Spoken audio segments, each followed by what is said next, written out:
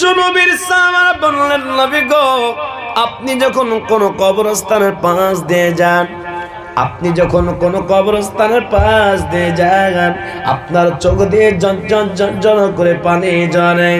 নবী গো, আপনি এত কবরকে ভয় করেন। বিশ্ব নবী বলেছিলেন, সাহাবারা শোনো, কবরটা অনেকের জন্য জান্নাতের ঘর, আবার অনেকের জন্য জাহান্নামের ঘর। এই দুনিয়ায় বেঁচে থাকতে থাকতে যারা যারা পরিমাণ ভালো কাজ করবে, আল্লাহ পাক তাদের বদলা দেবে। যারা পরিমাণ যারা খারাপ কাজ করবে, তাদেরকে সেই সাজা গ্রহণ করতে হবে। কোরআন খনন 30 নম্বর পারা, সূরাটার নাম সূরা জিলজাল। আল্লাহ পাক বলেন, ফামান ইয়ামাল মিসকালা যাররাতিন খায়রান ইয়ারা ওয়া মান ইয়ামাল মিসকালা যাররাতিন শাররান ইয়ারা। যারা যারা পরিমাণ ভালো কাজ করবে, আল্লাহ পাক তাদেরকে বদলা দিয়ে দেবে। যারা পরিমাণ যারা খারাপ কাজ করবে, তাদেরকে সাজা গ্রহণ করতে হবে। বিশ্বনবী বললেন, সাহাবারা কবরটাকে স্মরণ করো আর প্রত্যেকটা দিন ভালো কাজ করার চেষ্টা করো। কে কতদিন বাঁচবো জানা নাই। মায়ের পেটে জন্ম দেওয়ার পরে অনেকজন মারা যাইতেছে। 10 বছর বয়সে অনেকজন মারা যাইতেছে, 20 বছর বয়সে অনেকজন মারা যাইতেছে, 50 বছর অনেকে মারা যাইতেছে, 40 বছর বয়সে মারা যাইতেছে, 70 বছর বয়সে মারা যাইতেছে। এ আল্লাহওয়ালা, মৃত্যুর সময় যদি আমাদের কালেমা নসিব হয়ে যায়, আল্লাহর নবী বলেন, মান ক্বালা লা ইলাহা ইল্লাল্লাহ ফাদাখালাল জান্নাহ। যাদের মৃত্যুর সময় কালেমা নসিব হয়ে যাবে, আল্লাহ পাক তাদের জান্নাত দেবে। জোরে বলুন সুবহানাল্লাহ। কিন্তু মুসলমান অনেকে কালেমা জানে না। বিবাহর পিড়িতে বসে মুসলমানকে জিজ্ঞাসা করা হয়, মুসলমান কালেমাটা পড়ো। কালেমা বলতে গিয়ে কালেমা লা ইলাহা ইল্লাল্লাহ বলতে হবে, কিন্তু বলে লা ইলাহা ইল্লাল্লাহ। আপনাদের আসামে মনে হয় লা ইলাহা কেউ বলেন না। লা ইলাহা মানে হলো আল্লাহ নাই, আল্লাহ ইলাহা ইল্লাল্লাহ মানে আল্লাহ ছাড়া কোনো মাবুদ নাই। এই কথাটা যারা একদিন বিশ্বাস করে নেবে, আল্লাহ পাক তাদের জন্য জান্নাতের ঘর বানিয়ে দিবে। জোরে বলুন সুবহানাল্লাহ। ও মুসলমান, কত বাবা চলে গেল, কত মা চলে গেল, কত আত্মীয় স্বজন কবরে চলে গেল। কোন সময় কোন মুহূর্তে আপনাকে আমাকে চলে যেতে হবে জানা না। ও মুসলমান, এই দুনিয়াতে আপনার গাড়ি আপনার নামেতে আছে, আপনার বাড়ি আপনার নামেতে আছে, আপনার সম্পদ আপনার নামেতে আছে, সব কিছু আপনার। কিন্তু জানটা যখন বেরিয়ে যাবে, আপনার সঙ্গে কাফন ছাড়া আর কিছুই না। ঠিক না বেঠিক? জোরে বলো। ও মুসলমান, আমি আপনাদের বলি, বিশ্ব নবী সাল্লাল্লাহু আলাইহি ওয়াসাল্লাম জানিয়েছিলেন, দুনিয়ায় বেঁচে থাকতে থাকতে তোমরা আল্লাহকে স্মরণ করো, আল্লাহকে মেনে নাও, 5 ওয়াক্ত নামাজ পড়ো। অনেক মুসলমান আছে তারা নামাজ পড়ে না। আসামে মনে হয় এরকম লোক নাই, মনে হয় নাকি আছে না? আজকে মুসলমানকে শেষ করে দেওয়ার চক্রান্ত চলছে, মাদ্রাসাকে বন্ধ করে দেওয়ার চক্রান্ত চলছে, মুসলমানদের সম্পদ গুলো কিনে নেওয়ার চক্রান্ত চলছে। এ আল্লাহওয়ালারা মনে রাখতে হবে, অনেক জালেম জুলুম করেছিল, তাদেরকে আল্লাহ বরবাদ করেছে। এই জালেম সরকারও যদি আমাদের মুসলমানদের উপরে, কোরআনের উপরে হাত লাগায়, এই জালেমদেরকেও বরবাদ করতে আল্লাহ ছাড়বে না। জোরে বলুন, ছাড়বে? জোরে বলুন। ইব্রাহিম নবী আলাইহিস সালামের উপরে নমরুদ বাদশা জুলুম করেছিল। কোন বাদশা? জোরে বলো। জুলুম করেছিল কিনা? জোরে বলো। অগ্নিকুণ্ডতে আগুনেতে ফেলে দেওয়া হয়েছিল ইব্রাহিম নবীকে। ও আল্লাহওয়ালা, ওই আপনার আগুনের কুণ্ডটাকে আল্লাহ পাক ঠান্ডা ঘর বানিয়ে দিয়েছিলেন কে? জোরে বলো। আর নমরুদকে কি দিয়ে আল্লাহ পাক মেরে দিয়েছিল? জোরে বলো। জোরে বলো। একটা মশা, আপনাদের দেশে মশা আছে তো, ওই মশা দিয়ে আল্লাহ পাক নমরুদকে শেষ করে দিয়েছে। এইভাবে করে ফেরাউন মুসা আলাইহিস সালামের উপরে জুলুম করেছেন, অত্যাচার করেছেন। এ আল্লাহ ওয়ালা মুসা নবীকে আল্লাহ পাক বাঁচিয়ে দিলেন, আর ফেরাউনকে নীল নদে পানিতে ঠেসে মারলেন। এখনো তার লাশ জাদুঘরে পাওয়া যায় কে যায় না? জোরে বলো। ও মুসলমান, যুগে যুগে যতজন জুলুম করেছে, মুসলমানদের উপর আক্রমণ করেছে, আল্লাহওয়ালা তাদের কোনো সম্মান থাকে নাই, তাদের কোনো দাম থাকে নাই, তারা বরবাদ হয়েছে। আজকে মুসলমানদের উপরে যারা আজকে জুলুম করতেছে, অত্যাচার করতেছে, আল্লাহর কসম করে বলি আল্লাহ তাদেরকে ছাড়বে না, আল্লাহ তাদেরকেও বরবাদ করে দেবে। বলুন ইনশাআল্লাহ। অনেকজন ইনশাআল্লাহ বুঝে না। কালকে আমার কলকাতায় জালসা আছে, তো সেখান থেকে আমাকে ফোন দিল সকালবেলায়। তা আমি বললাম ভাই আমি আসাম যাচ্ছি, আল্লাহ যদি সুস্থ রাখে ভালো রাখে আমাকে বাঁচিয়ে আবার যদি আমি কলকাতায় ফিরি তো আমি প্রোগ্রামে যাব ইনশাআল্লাহ। তো আমাকে কি বলছে, বলছে ইনশাআল্লাহ ইনশাআল্লাহ বুঝি না, আপনাকে আসতেই হবে। কথাটা বুঝেন না? বুঝেন না? তার মানে কি ইনশাআল্লাহ বুঝেই নেব। আমি বললাম কালকে এসে সাইজ আল্লাহ যদি আসায় কালকে সাইজ তোমাকে করব, কেমন করে ইনশাআল্লাহ তুমি বোঝো কি না? বুঝেন কি না? তা আপনারা সকলে বলুন ইনশাআল্লাহ। এই মুসলমান, আপনারা মাইকের আওয়াজ বুঝতে পাচ্ছেন তো? ভালো ঠিকঠাক আছে তো? আল্লাহ ওয়ালারা, আমি আপনাদেরকে মাঝখানেও একটা গজল শোনাবো, শেষেও গজল শোনাবো। গজল আপনাদের ভালো লাগে তো? লাগছে না? আপনাদের এইরকম চেতনাওয়ালা মানুষ থাকলে তো মনটা ভরে যাবে।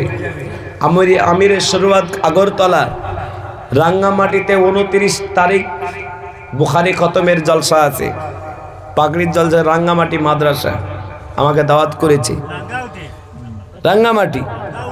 তো সেই জায়গা থেকে গতকালকে কথা হলো।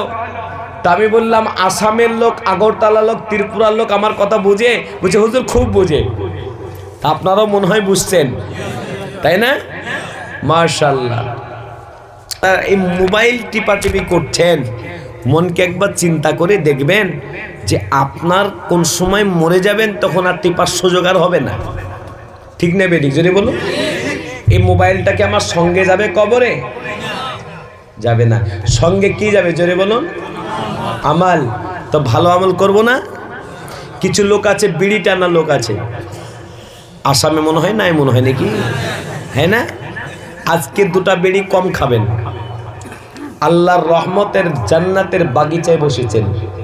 দুনিয়ার শ্রেষ্ঠ মজলিসের নাম হলো এই মজলিস। জোরে বলুন সুবহানাল্লাহ। কেন মজলিস বললাম জানেন? এই যে কোরআনের 4টা হাফেজ হয়েছে, কে কে হয়েছে একবার উঠো দিকে খাড়া হও। যারা দস্তরবন্দি বেশি দিল না, দস্তরবন্দি, দস্তরে ফজিলত, এই যে দস্তর ফজিলত, যেই চোখ দিয়ে এই হাফিজে কোরআনকে দেখবে সেই চোখ কখনো জাহান্নামে যাবে না। জোরে বলুন। বসে যাও। আমি আপনাদের বলি, নবীজি বলেছেন তুমি আলিম হও, যদি আলিম না হতে পারো তো তালিব ইলম হও, যদি তালিব ইলম না হতো দিনের কথা শোনো, যদি তাও না পারো আলেম ওলামাদের শ্রদ্ধা করো, আল্লাহ তোমাকে জান্নাত দিবে। বলবেন না সুবহানাল্লাহ? কিয়ামতের ময়দানে আল্লাহ হাফিজে কোরআন, আলিমে দিন, কারীদেরকে বলবে যাও জান্নাত চলে যাও, তোমার জন্য জান্নাতের 8টা দরজা খোলা আছে। হাফিজে কোরআন জান্নাতের গেটের কাছে দাঁড়িয়ে যাবে, আল্লাহ পাক বলবেন হাফিজে কোরআন তোমার জন্য জান্নাতের 8টা দরজা খোলা, যাচ্ছ না কেন? আল্লাহ বলবেন আল্লাহ আমরা মাদ্রাসায় পড়তাম, বাৎসরিক জলসা হয়েছিল, পাগড়ির ফজিলত দেখার জন্য মানুষ চতুর্দিকে এসে বসেছিল, আর মাদ্রাসায় আমাদের থাকা খাওয়ার ব্যবস্থা করেছিল, ওদেরকে নানি জান্নাত যাব না? আল্লাহ পাক বলবে হাফিজে কোরআনের পেছনে যারা মহব্বত করেছিল হাফিজে কোরআন আলিমেদেরকে, কারি দিনকে, এ ফেরেশতারা তাদেরকে সকলকে বাছাই করে তাদের পিছনে করে দাও, পিছনে করে দেওয়া হবে। হাফিজে কোরআন এইভাবে হাত ধরে জান্নাতে নিয়ে যাবে। জোরে বলবেন না? আজকে লাখ লাখ টাকা সম্পদ বেটাকে দিবেন, বেটিকে দিবেন, সবাইকে দিবেন। আপনি মরার পরে 10 দিন পর, 20 দিন পর, 100 দিন পর আপনাকে ভুলে যাবে, কিন্তু এই মাদ্রাসা কখনো ভুলবে? জোরে বলুন। রাতের বেলায় যখন ফজরের সময়তে আজান হয়, আল্লাহু আকবার, আল্লাহু আকবার, যখন ফজরের সময়তে আজান হয়, এলাকার বাচ্চারা ঘুমিয়ে থাকে, যুবকেরা ঘুমিয়ে থাকে, মাদ্রাসায় এসে দেখবেন বাচ্চা বাচ্চা ছেলেরা ফজরের সময়তে ওযু করে 2 রাকাত ফরজ নামাজ পড়ে, 2 রাকাত সুন্নতে মুআক্কাদা নামাজ পড়ার পরে, মোট 4 রাকাত নামাজ পড়ার পরে সূরা ইয়াসিন পড়ে আল্লাহর কাছে দোয়া করে, ওগো আল্লাহ, যারা এই মাদ্রাসা বানিয়ে কবরে চলে গেছে, আল্লাহ তাদের কবরকে জান্নাতের ঘর বানাও, আর যারা বেঁচে আছে আল্লাহ তুমি তাদের হায়াতে তয়্যিবাকে বাড়িয়ে দাও। জোরে বলুন। যে মাদ্রাসায় প্রতিদিন ফজরের নামাজের পরে সূরা ইয়াসিন পড়ে দোয়া হয়, সেই মাদ্রাসার মহব্বত ভালোবাসা রাখতে হবে না, হবে না? জোরে বলুন। তো আলেম হাফিজদের সঙ্গে যদি মহব্বত রাখা যায়, এরা কাল কিয়ামতের জান্নাত নিয়ে যাবে না, যাবে না? আপনাদেরকে একটা গল্প বলছি না হাদিস বলছি? জোরে বলুন। আমার ভাইয়ার আব্বাজিরা, বিশ্ব নবী সাল্লাল্লাহু আলাইহি ওয়াসাল্লাম সাহাবাদেরকে কবরের ভয় দেখিয়েছিলেন। আজকে আমাদের কবরের ভয় নাই। কবরের যদি ভয় থাকতো, মুসলমান নামাজ ছেড়ে দিত না। বিশ্ব নবী সাল্লাল্লাহু আলাইহি সাল্লাম বলেন, আসসালাতু মিফতাহুল জান্নাহ, এই জান্নাতের চাবিকাঠি হলো নামাজ। যেমন ঘরে তালা লাগানো হয়, দোকানে তালা লাগানো হয়, গাড়িতে তালা লাগানো হয়, মাদ্রাসায় তালা লাগানো হয়, ওই তালা খোলার জন্য কি প্রয়োজন পড়ে? জোরে বলো। ও মুসলমান, বিশ্ব নবী বললেন, জান্নাতে পৌঁছানোর জন্য, জান্নাতের দরজা খোলার জন্য চাবির প্রয়োজন হচ্ছে নামাজ।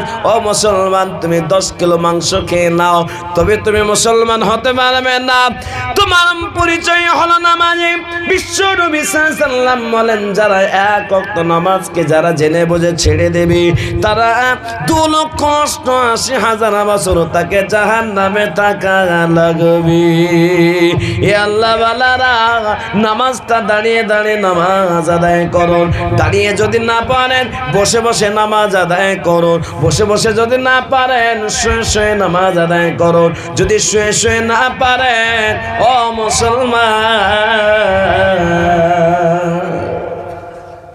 আমার ভাইজান চলে যাচ্ছে, একটু দেখা করে নিলাম, আমিও চলে যাব, আপনাদের দোয়া করে দেবো নাকি? হ্যাঁ, আপনাদের মনে হচ্ছে দোয়া করে দিই? চলবে তো? চলবে তো? একটু না বলছে কে? কে না বললো? বুঝছে না? মাশাআল্লাহ। আমি একটু মন খুলে ওয়াজ আপনাদের শোনাবো। নামাজ আমরা পড়বো, বলুন ইনশাআল্লাহ। নামাজ পড়লে খুশি হয় কে? রব। আমাদের প্রভু কে? জোরে বলুন, আল্লাহ। এ মুসলমান, আমি আপনাদেরকে বলি, বিশ্ব নবী সাল্লাল্লাহু আলাইহি ওয়াসাল্লাম বলেছেন, তোমরা দাঁড়িয়ে নামাজ পড়ো। যদি দাঁড়িয়ে না পড়তে পারো, বসে বসে নামাজ পড়ো। যদি বসেও নামাজ না পড়তে পারো, শুয়ে নামাজ পড়ো। শুয়ে যদি না পড়ে, ইশারায় নামাজ পড়ো। কিন্তু নামাজ কোনো মুহূর্তে মাপ না। কিন্তু যারা নামাজি না, তারা বলতে লাগছে, মুসলমান আমরা কিন্তু নামাজের কথা বলতে লেগেছে, তার মানে আর থাকবো না। ওই দেখেন, দেখেন, ওই দেখেন, ওই দেখেন, জিন্সের প্যান্টওয়ালা, দেখলেন তো? বলে এই দেখে এবার নামাজ পড়ানোর কথা বলছে। এ আল্লাহ বলা, আজকালকার ডিজিটাল নামাজ। কি নামাজ? জোরে বলুন। ডিজিটাল নামাজ চলছে আজকাল। আমার পাশেতেই একজন নামাজ পড়ছে, জোহরের করাকাত নামাজ। জোরে বলুন। সব মিলিয়ে কত? 12। তো প্রথমে করাকাত পড়তে হয় 4 রাকাত। ও 4 রাকাত শুরু করলো, আমিও শুরু করলাম। এ বাবা, আমার 2 রাকাত না হতে হতো 4 রাকাত পড়ে এইরকম করে বসে পড়ে। কিছু বদমাশ আছে না নাই? মসজিদে বেয়াদবের মতো বসে, ঠিক না বেটি? মসজিদে এইরকম করে বসা যাবে? জোরে বলুন। আমি যদি এইরকম করে বসে ওয়াজ করি, এটা বেয়াদবি কিনা? এটা আদবের খেলাপ কিনা? আব্বাজিরা, আমার বন্ধুরা, এবার ও আমার দুরাকাত না হতে হতে বসে গেছে, সালাম ফিরানোর পরে বসে গেছে। আর আমি নামাজ শেষ করলাম। নামাজ শেষ করে আমি বলছে, তুমি নামাজের হাফেজ কবে থেকে হইলে? আমি বলছি, আমি মৌলানা সাহেব মানুষ, আমার 2 রাকাত না হতে হতে তুমি 4 রাকাত পড়তে পারলে? কিভাবে নামাজ পড়লো বলো? তুই যে হুজুর আর বললেন না, ইন্না তাই না কুল ছাড়া কিচ্ছু জানে না হুজুর।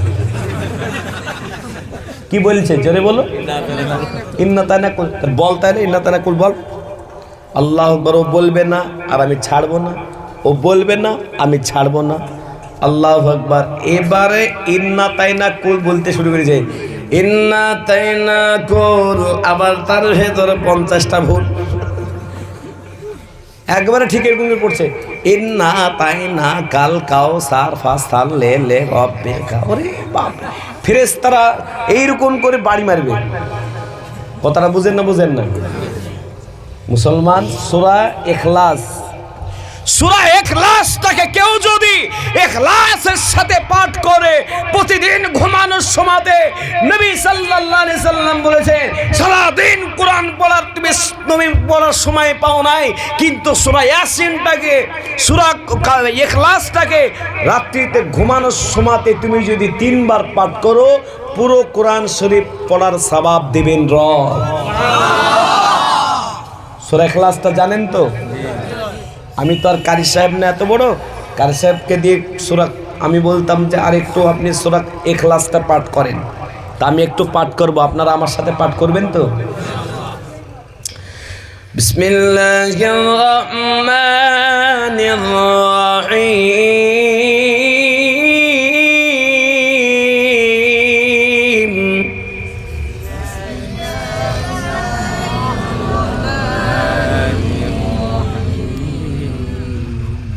قل هو الله أحد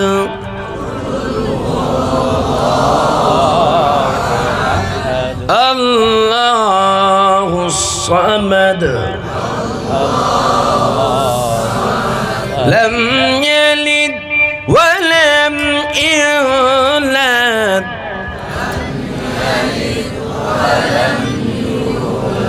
ولم يكن له كفوا أحد।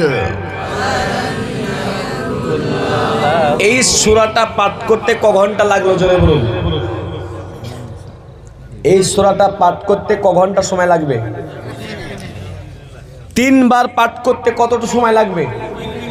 কিন্তু রাত্রিতে ঘুমানোর সময় মোবাইল টেপতে টেপতে ঘুমানো হয়, কিন্তু এই সূরাটা পাঠ করার ভাগ্য হয় না। ঠিক বলছে না বেঠিক বলছি জোরে বলুন? কিন্তু এই ঘুমটা থেকে ওঠানোর মালিক কে? আল্লাহ। ঘুম থেকে যখন যদি না ওঠায়, আমার আপনার এই সুন্দর শরীরটা যাবে কোথায়? জোরে বলুন? 3.5 হাত মাটির নিচে। সেই জন্য কবি বলেন না, একদিন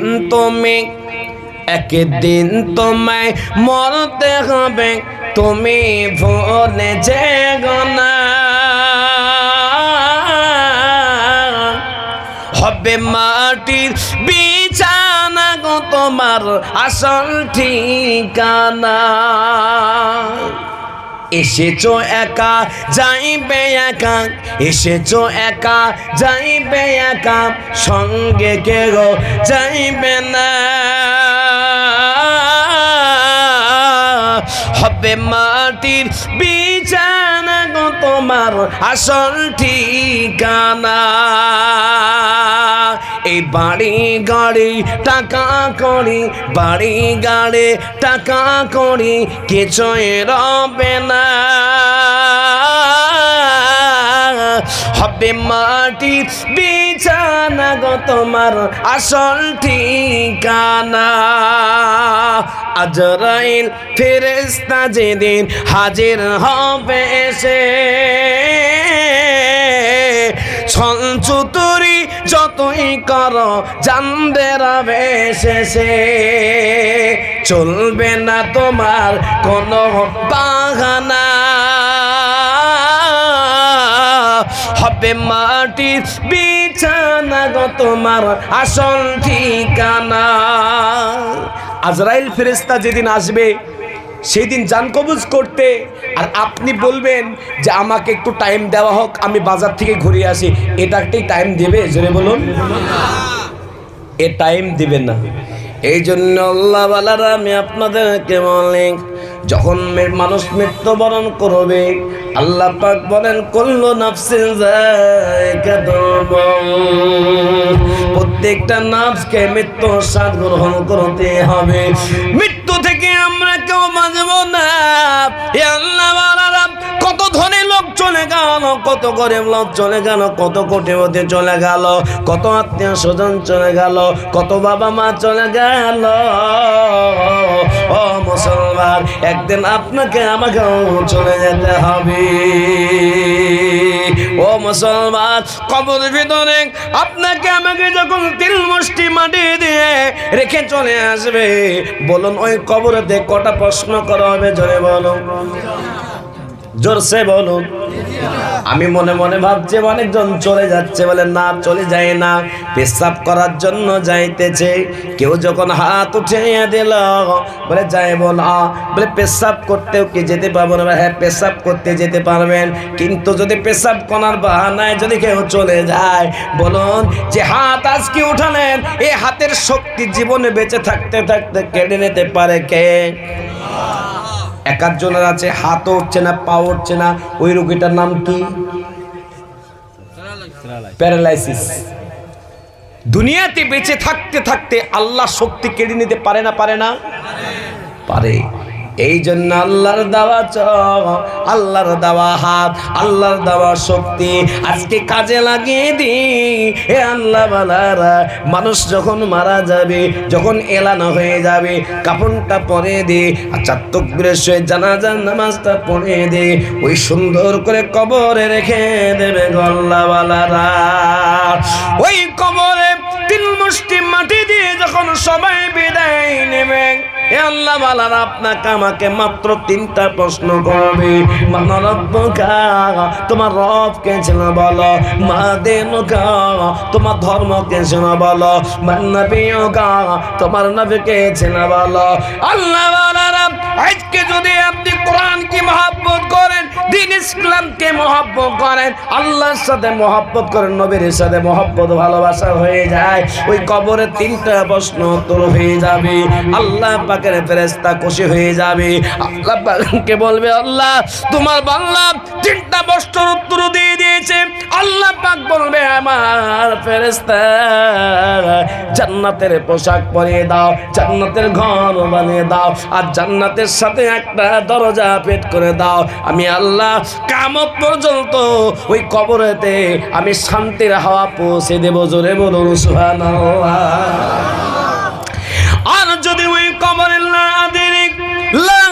লাদেরি জানি না, বলতে পারবো না, আল্লাহ বালারা ওই কবরের জায়গাটা শান্তির জায়গা হবে না, অশান্তির জায়গা হয়ে যাবে, কষ্টের জায়গা হয়ে যাবে, জাহান্নামের জায়গা হয়ে যাবে।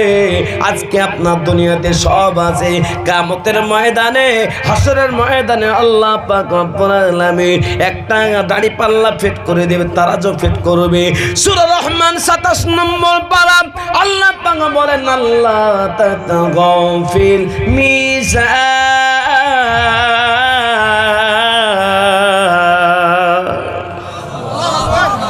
ও মুসলমান, সেই জায়গায় একটা মিজানের পাল্লা ফিট করে দেবে, আপনার আমার আমলনামা মাপা হবে। যদি একটা আমল কম হয়ে যায়, একজন মহিলার আমল একটা কম হয়ে গেল, মনে করুন একটা আমল কম হয়ে যাবে, ওই মহিলাকে জিনজেরে দেবে দেবে জাহান্নামের দিকে নিয়ে যাবে। ওই মহিলা কাঁদতে থাকবে, আল্লাহ পাককে বলতে যাবে, আল্লাহ দুনিয়াতে আমার ছেলে ছিল, দুনিয়াতে আমার মেটমেটা ছিল, দুনিয়াতে আমার মেয়ে ছিল, দুনিয়াতে আমার স্বামী ছিল, দুনিয়াতে বাবা ছিল, ভাই ছিল, তাদের কাছে একটা নেকি যদি পেয়ে যায়, আজকে জান্নাতের রাস্তা পেয়ে যাব। আল্লাহ পাক বলবে, ও ফেরেশতা যাও তার সন্তানকে ওই মহিলার সামনে করে দাও।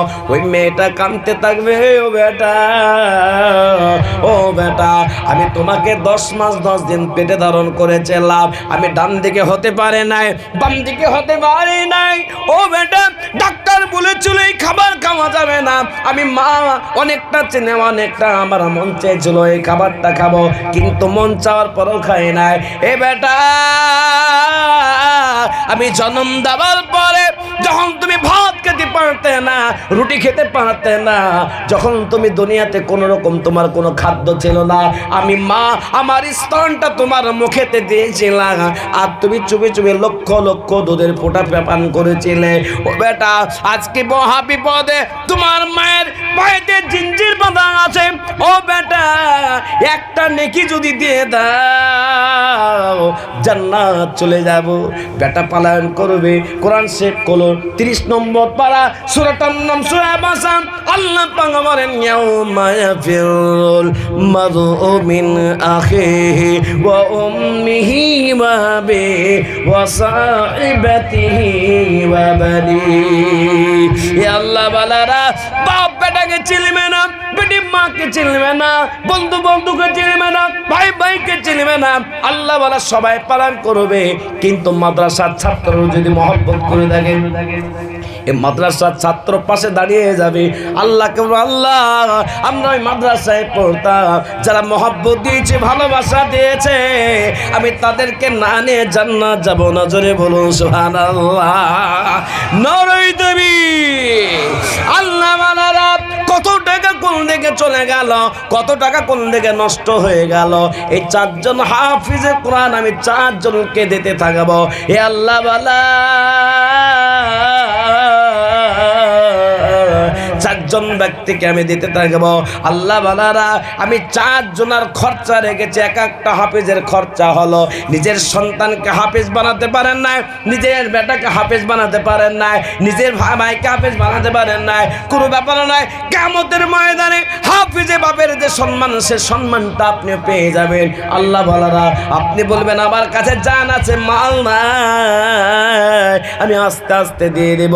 আল্লাহ বালারা, এই 4 জন হাফিজে কোরআনের খরচা রেখেছে মাত্র 1 লাখ টাকা। আমি 1 লাখ টাকা চাইবো না, 4 জন ব্যক্তির কাছে চাইবো। আল্লাহ বালারা, 25,000 টাকায় একটা হাফিজের কোরআনের খরচা বাবদ দেবে। এমন ব্যক্তি যদি বলবে আমি 2 মাসে দেব, 3 মাসে দেব, 1 বছর দেব, আল্লাহর কসম করে বলে কাল কিয়ামতের ময়দানে হাফিজের বাবার সম্মানে আপনাকে নূরের টুপি পরিয়ে আল্লাহ জান্নাত দেবে। জোরে বলুন সুবহানাল্লাহ। তাই 25,000 টাকা দেনেওয়ালা একজন ব্যক্তি খাড়ো হয়ে বলতে পারবেন যে একটা হাফিজে কোরআনের খরচা আর তার সাথে মুসাফা করার সুযোগ দেওয়া হবে। কেউ কি বলতে পারে একটা হাফিজে কোরআনের খরচা 25,000 টাকার দাতা? একজন ব্যক্তি যদি পড়াত করে বলে দেয় যে আমি 1 বছর দেব, ভাই মিলে দেব, কয়েকজন মিলে, পরিবার মিলে দেব, বাপ চলে গেল, মা চলে গেল, কবরের ভিতরে আজকে বাবা মা তারা আজকে লক্ষ্য করছে যে আজকে বেটা বাড়ি দিলাম, গাড়ি দিলাম, তোমার জমি জায়গা দিলাম, আমাদের নামে একটু কিছু পাঠাও।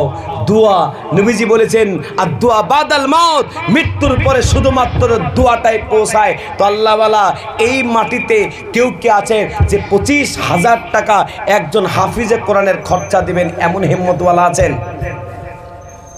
একজন ব্যক্তি যদি থাকে তো তার জন্য একটু মন করে দোয়া করব। আজকে বেঁচে আছেন, কালকে থাকবেন গ্যারান্টি নেই। আজকে কোটি টাকার মালিক কালকে জিরো মালিক হয়ে যেতে পারেন, ঠিক ঠিকানা নেই। কত ডাক্তারখানায় চলে যাচ্ছে। কোরআন বলছে ওয়ানুনাজ্জিলু মিনাল কোরআনি মা হুয়া শিফাউ ওয়া রাহমাতুল লিল মুমিন। মুমিনের শিফা হলো কোরআন।